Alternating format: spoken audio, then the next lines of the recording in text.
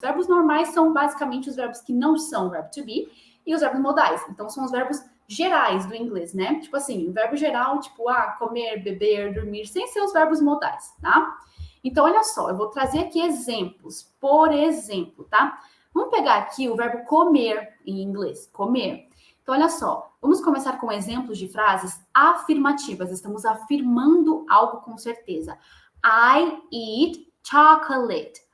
I eat chocolate, ok? Aqui eu estou trabalhando com o verbo to eat. O verbo to eat significa comer, tá? Quando eu dou a conjugação dele no presente, vai ficar I eat, eu como, you eat, você come.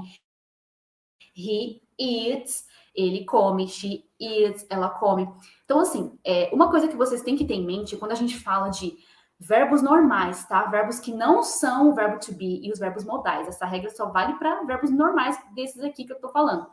Quando a gente tem a conjugação verbal do presente desses verbos, ela é alterada quando chega em he, she, it. A gente tem que adicionar um S. Então, por exemplo, eu não estava falando aqui do verbo comer, que é to eat. Então, se eu for conjugar ele, eu vou pegar assim, I eat, eu como. You eat, você come. Quando chegar no he, she, it, que é ele e ela, né? Então, por exemplo, se eu falar assim, ele come, eu tenho que adicionar um Szinho. He eats. She eats, entendeu? Porque essa é a regrinha para a conjugação verbal do presente. O que é o presente? É o que está acontecendo agora, neste exato momento, tá? Então, ela come, ele come, he and she eats. Eu coloco o Szinho, tá? Isso vai valer para todos esses verbos normais, menos os verbos to be e verbos modais. Então, olha só, I eat chocolate significa eu como chocolate, normal, estou aqui utilizando o verbo to eat, tá? Próximo exemplo aqui é he plays soccer. Olha só um exemplo aqui do que eu acabei de explicar. Por que aqui eu coloco play com S? Porque na conjugação verbal do presente desses verbos aqui normais, quando a gente chega em he, she, it, eles vão ter um S, tá? Ou IES, ES, dependendo do verbo, tá bom? Aí depois vocês têm que estudar direitinho. Mas, por exemplo, he plays soccer, ele joga futebol. E se eu fosse falar assim, eu jogo futebol, aí seria I play soccer. Eu não precisaria adicionar esse S aqui. Não ficaria I play soccer, ficaria só I play soccer, ok?